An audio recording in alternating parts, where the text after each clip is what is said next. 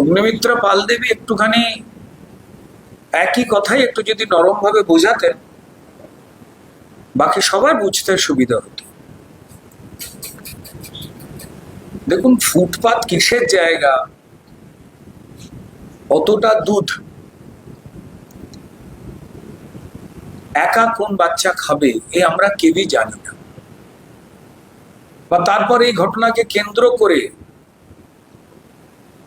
সেটা তৃণমূল বলুন বা সিপিএম বলুন, তারা যেভাবে সরকার চালিয়ে মানুষকে বাড়িঘর না দর দিয়ে রাস্তায় এনে ফেলেছেন, তারাই যাচ্ছেন ছুটে, তাতে পরিষ্কার এই ঘটনাটার যা সত্যতা সেটাকে নাটকে পর্যবসিত করছেন সিপিএম এবং তৃণমূল। তাদের বলবো যে এই অভাব, এই যন্ত্রণা তো আপনারা তৈরি করেছে।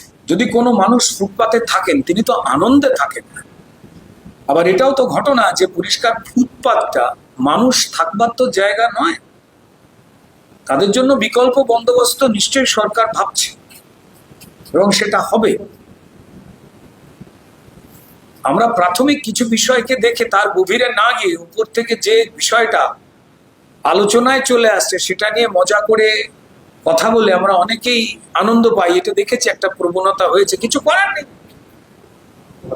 অগ্নিমিত্রা পাল তার দায়িত্ব পালন করেছেন, কিন্তু তার দায়িত্ব পালন করতে গিয়ে তিনি একটুখানি কড়া ভাষায় কথাটা বলেছেন। এটাই যদি তিনি একটু নরম করে বলতেন তো তাহলে বোধহয় বাকিরা যেভাবে রাজনৈতিক রুটি শাকবার চেষ্টা করছেন উনুনের ধারেই পৌঁছতে পারতেন না। আমার মনে হয় যে এই পরিবারটিকে নিয়ে পরিষ্কার বাকি দুটি রাজনৈতিক দল কোনো সর্বনাশ না করে ফেলে, সেই জন্য তিনি মুখ্যমন্ত্রীর আশ্রয় চাইতে গেছেন। এইভাবে দেখলে ভালো হয়। হ্যাঁ হ্যাঁ, আরে পুলিশ যদি না নিয়ে যায় তো মুশকিলের জায়গা হয়ে যাবে। পুলিশে তো তাকে, পুলিশ তো প্রোটেকশন দেয়। পুলিশ কি সারাক্ষণ চোরকে ধরে নাকি? তা তো নয়, প্রোটেকশন দিতে নিয়ে গেছে। আবার কি তাকে পরিষ্কার ছিনিয়ে নিয়ে গিয়ে নিজেই হয়তো পরিষ্কার অন্য কোনো জায়গা থেকে দুধ গরম করে জোর করে বলবো আমার ফুটপাতে একটু বসে খান। এ তো তৃণমূল আর সিপিএম এর তো বোঝা দেয় না দু ভাইদের এরা কি করবে। ঠিকই করেছে, পুলিশ গেছে, যত্ন করে সাবধানে নিয়ে যাও। তিনি আমার দেশের নাগরিক, দেশের মা, দেশের বাচ্চা, তাদের প্রোটেকশন তো পুলিশের দেওয়া উচিত।